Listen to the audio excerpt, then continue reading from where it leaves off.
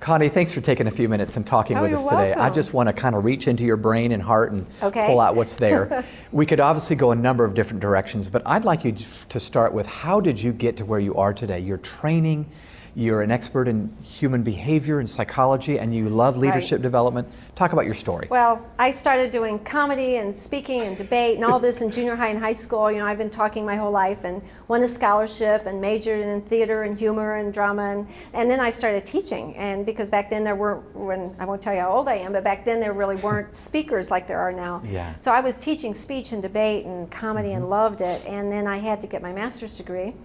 And so I decided to get it in therapy. So many of my kids were having a hard time, and that's a whole story. We're going to talk about why I went to therapy, but that's a whole story. And then, I just started kind of speaking at different events. Had my private practice, was teaching part-time, and it just kind of boomeranged. You know, one of my interesting stories is that the first woman that hired me, her first sentence was, "What do you charge for speaking?" And I'm like, I love that sentence. That is like money and speaking, because people in my life pay me not to speak, so this is such a cool idea. And so I gave her some unbelievably low number, like $300 or something. You know, of course this was 25 years ago. And she said, "Well, for how long?" And I said, "Oh, all 3 days of the conference," because I wanted this job. And she said, "Well, what about your travel?" "Oh no, that's all included." So it cost me like $1,000 to do this gig. My husband's gig. like, "We can't make money this way." But what I remember from it is I spoke like 6 times a day for 3 days. Oh my goodness. I was exhausted, worn out, and when she drove me back to the airport, she hands me this check for $300. And as I reached for it, she said to me, "I'm going to tell you something."